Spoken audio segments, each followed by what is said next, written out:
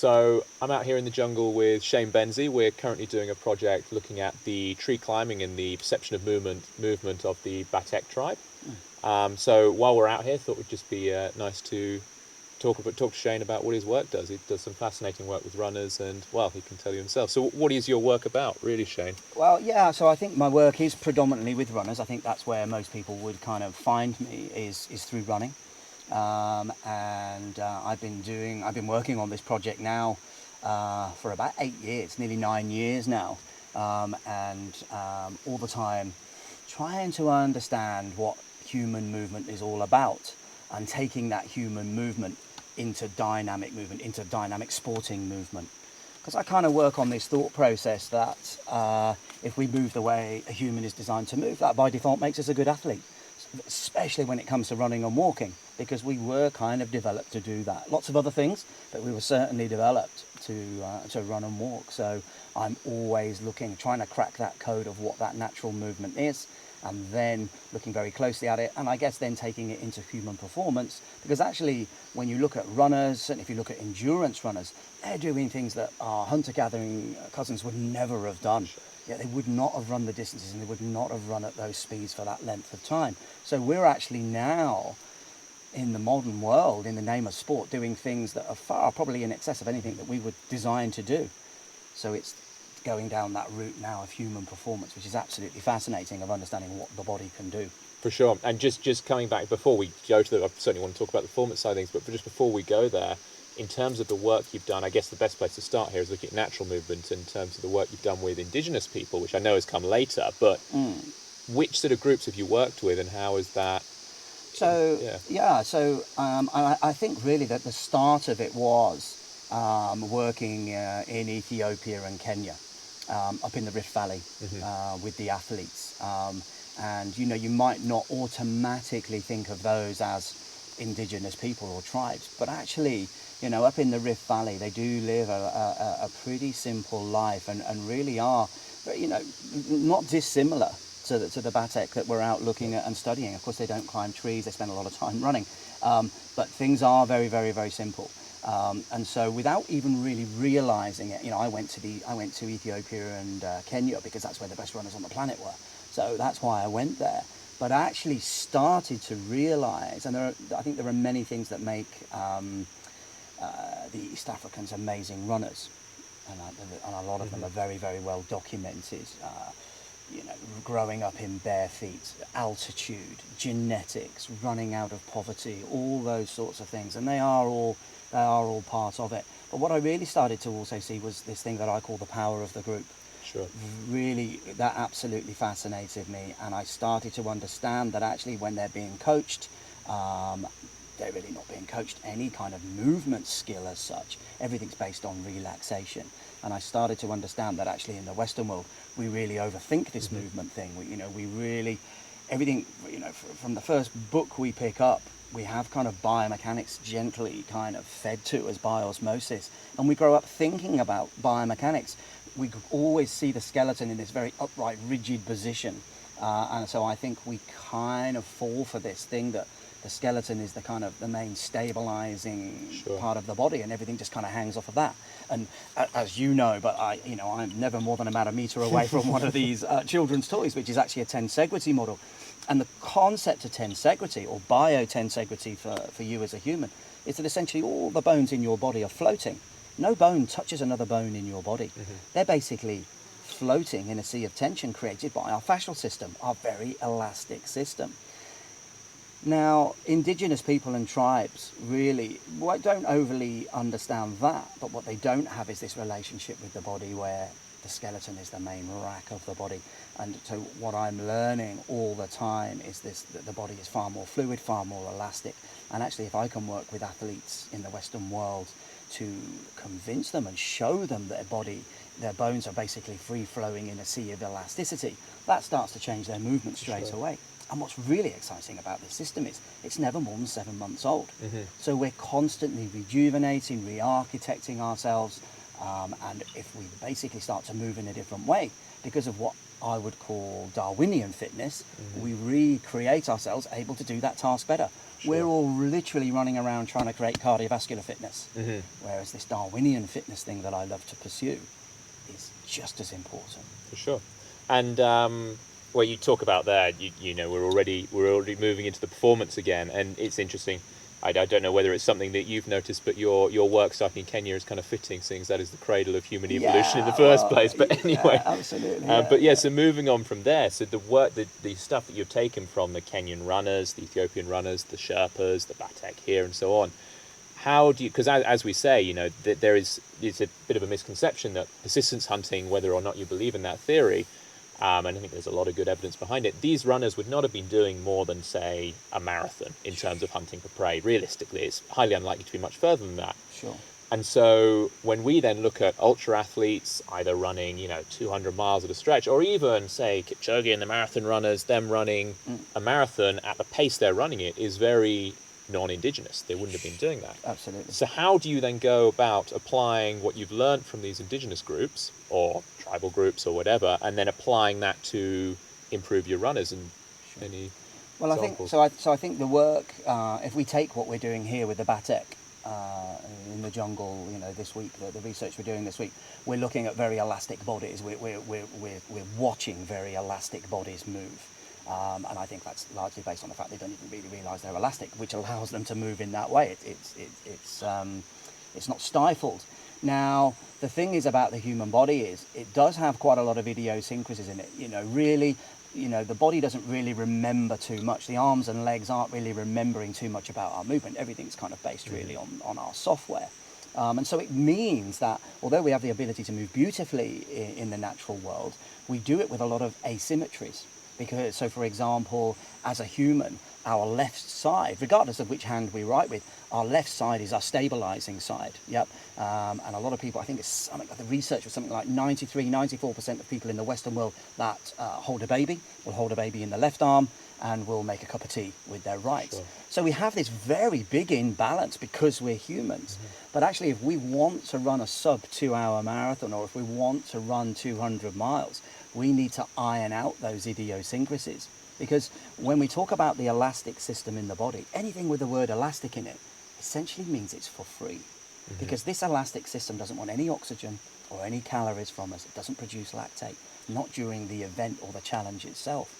So if we can put height into our body and balance and symmetry into our body, we're essentially moving, or our movement is aided by a system that is essentially free. So if we move naturally, we carry idiosyncrasies with us which don't allow that balance and symmetry to happen. So moving in a way where we create balance and symmetry means that we are taking it into human performance. But we have to know how to do that. Some people by default will get good at it because we kind of learn by trial and error. But if we understand it and tap into it, we can really, really maximize it. And then, so when I look at athletes like, and I've been very, very lucky to spend time with people like Kipchoge, Wilson Kipsang, Ronex Caputo, who I think is going to be one of the next superstars. And it's not telling them how to run because they can run amazingly, but just tapping into their perception of their movement and what makes them a good runner also gives me some really, really exciting things to then go and have a look at with a different eye tomorrow and try and build on those things, because they've had a lot of trial and error in their work. And because it's a movement skill, the game never ends. So Kipchoge, who has just done something amazing in Vienna, which I was very, very lucky to be there and do some stuff with, you know, that isn't the end, because he can wake up tomorrow even better at that movement skill. So the game never ever ends, and that's really exciting as to where we can take it. The question, isn't it? What's better than the 2 hour marathon? Yeah, absolutely. But, so based on that, then obviously you work with a lot of top athletes, but you also work with non-top athletes. And if you were based on those ideas and it all being about the perception of movement and elasticity, how would you suggest for your average runner, how can that be applied? How can they go about something? So, for example, when we're working with the Batek just now, one thing we've really noticed, and I know something you've looked at before, is just how bouncy these guys are. And we were just talking, when they're running slowly, it's almost like there's excess energy in there going upwards rather than going forward. They're almost stalling. Exactly. Yeah. How does someone who is trundling around the way we're used to in the Western world with our shoes and our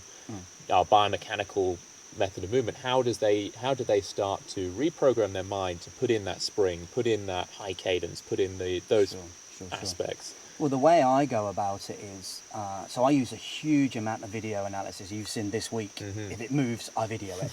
Yeah, I really do. And in fact, I video it in case it moves.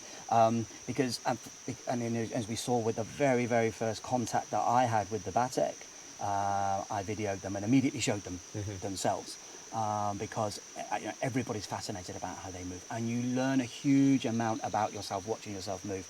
It can be crushing, it can be exciting, it can be revealing, it can be all of those things, but we just don't do it. Shop windows and shadows aside, we don't see ourselves move.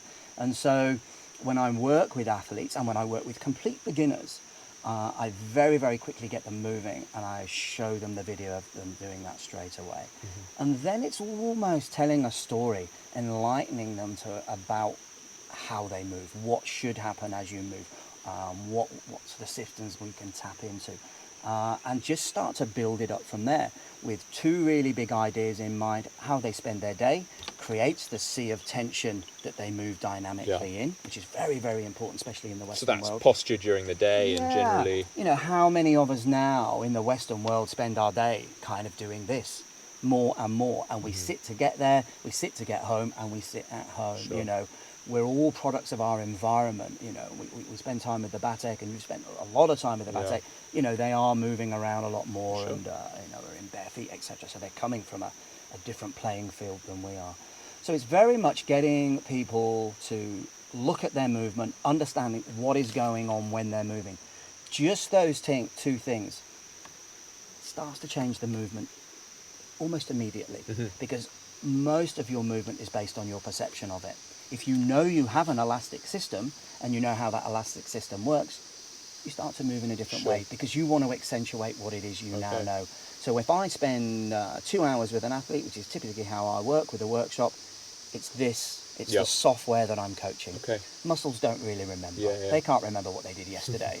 It's this software. If we change the perception and we just give that software a little bit of a tweak, that changes the movement. And it's amazing what you can do. And so that leads into something that I know I've asked you multiple times this week, and you're probably getting bored of me asking, which is, so obviously if you're looking at someone like Kipsang or Kipchoge, you've got the speed at which they're moving, economy and the bounce, it all kind of makes sense to me. But if you're working with, and I know you work with a lot of them, ultra athletes, where at times we're slowing to the pace of walking, or even are walking at times, but when they are running, it's a much, much slower pace. This elasticity and these same principles, how can they apply there? And I guess it's almost maybe even more important there, because of over such a long time, efficiency is everything. Absolutely, yeah. Well, I think for runners, what's fascinating with runners, and I think ultra runners, they have the biggest task of all. They have the toughest task of all. I think it's not easy, but it's far more achievable to run beautifully if you're running 800 meters or a mile, or maybe even 5K. But to run long distances well is really, really hard. And I think what happens is we kind of get suckered into this running with a walking gait. And that's what I see with a lot of ultra runners, a lot of endurance runners, is, a human is designed essentially to land on its heel on a relatively straight leg and roll through when it's walking. And we end up running with a walking gait, which is very inefficient. So essentially the difference between running and walking is when you walk, one foot is always on the ground. When you run, you get air. So a lot of us are running around getting air, but with a walking gait. So it's really understanding the difference between the two, and you either are running or you're walking. And I think you do one of either of those. And so to answer your question, I think running beautifully, running fast, everything just gets bigger. The model just gets bigger. The vertical oscillation, the air gets bigger. And vertical oscillation, air is a beautiful thing for a runner, providing it has a forward trajectory. So good running is essentially getting lots of air, getting the legs circling underneath you to create a tripod landing with the foot, because the foot is essentially the interface between you and the ground, does lots of exciting jobs for you. So to run faster, you get more air and more forward trajectory, more of a circle underneath you. To run slower, you just dumb that model down. Sounds easy when you're sat on a bit of bamboo and you're just talking about it. Of course, it needs practice. And I work with, I've worked with some amazing runners. I'm very lucky to do that.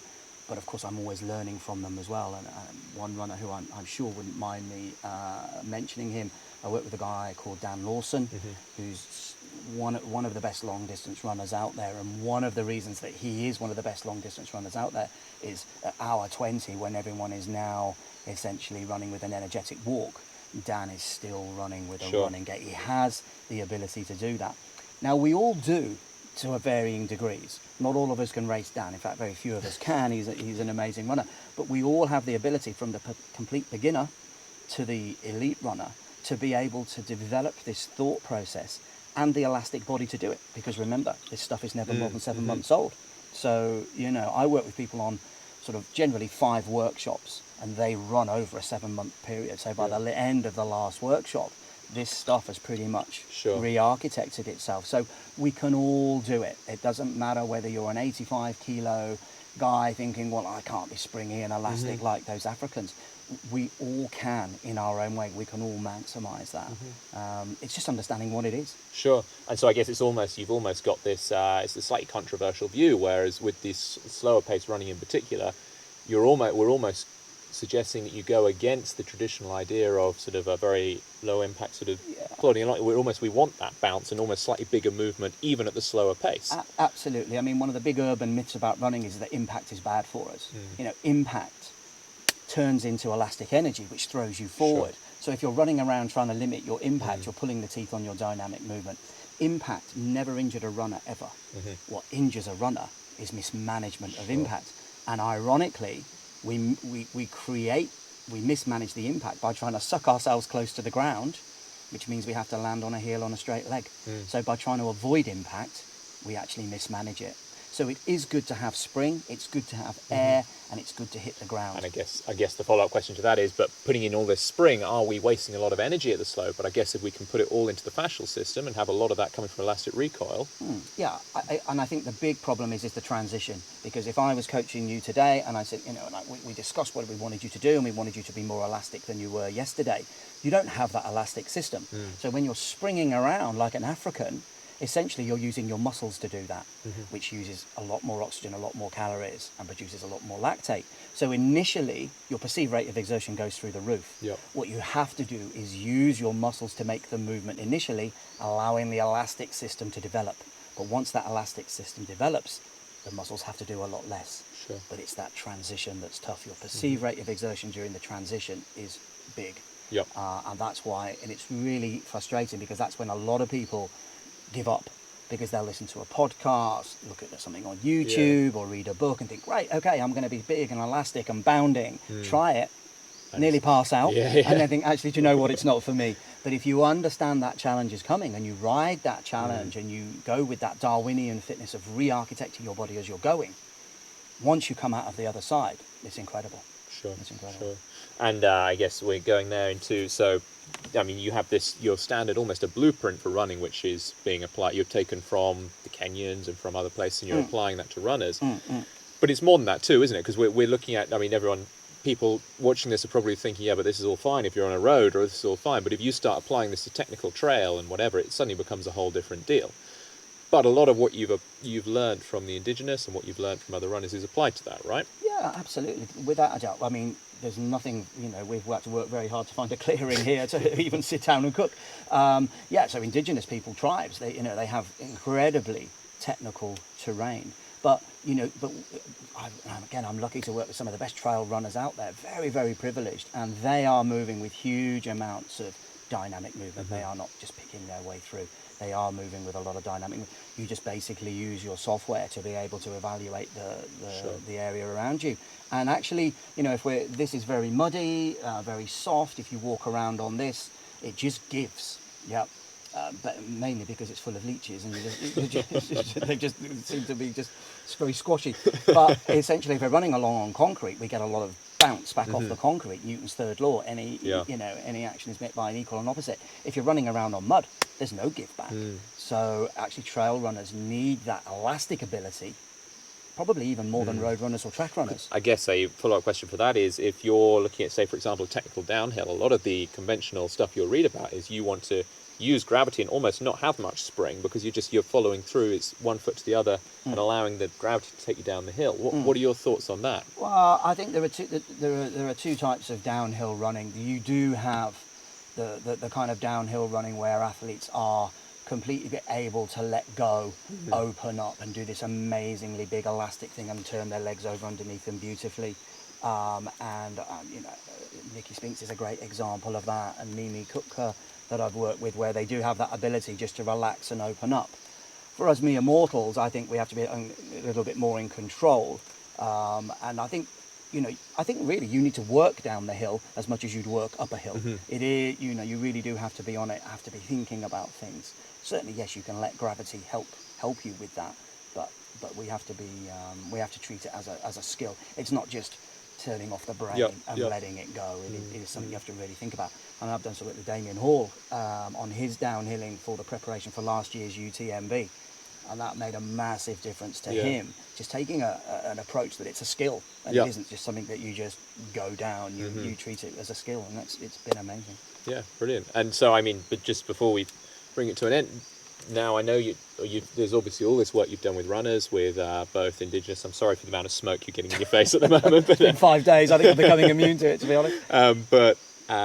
Well, I know that, and it's certainly based on some of the conversations we've had over the last week about different ideas and different projects that we're looking at hopefully putting together, but you're looking at other sports as well. And for me, that's what's very interesting in terms of not only bringing movement insights from other sports into your running and into the way you coach running, but also in general, bringing the insights you've gained from Indigenous and from running into other sports.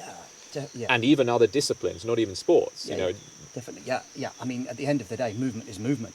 And if you tap into that beautiful natural movement, you can take that into any task. I mean, I'm in my third year now, actually, just starting off working with British diving, and working with those guys for Tokyo next year. And I essentially just work with them on their 3 steps on the board. So that's 3 years work for probably 10 seconds diving, which is it's pretty intense stuff. But what I've learned from the divers has translated back into the running, and kind of vice versa. I work with the human performance team with the MOD at Hereford. Again, very, very different. The work with the Sherpas has been fascinating in kind of working with that, because it's about load carrying and stuff like that. So a completely different discipline again. And I know we're talking about some projects, and free diving has been one of those projects where, what's that got to do with running through mountains or running around a track or breaking, going for sub 2? On the face of it, nothing. But actually, I think there are some fascinating links, and I think there should be more collaboration between coaches and researchers. And I think what it actually does, what comes out of this is what is research. I think, as a coach, you should be researching every day. And I think there should be more collaborations, and I think research should come more out into the field. And I think it should be less data driven. I think it should be more visual, more what you feel, and then using some very clever science to tell you what it is you saw. I think too much science is done in the lab, if you like. I think more people need to get out, collaborate, get out into the field, look at what it is you want to understand, take stock, and then put some science behind what you found, and then deliver that to the athlete. I think that's that. Then the athlete kind of really benefits from your work. And I mean, I was about to ask you, so what's next? But I think you've kind of answered that already, haven't you? But as I said, we're looking at plans to go and do some work with the free diving, and potentially apply more to the climbing as well. Absolutely right. And who knows where it takes us? But what I'm certainly keen to do is spend a lot more time out in the field.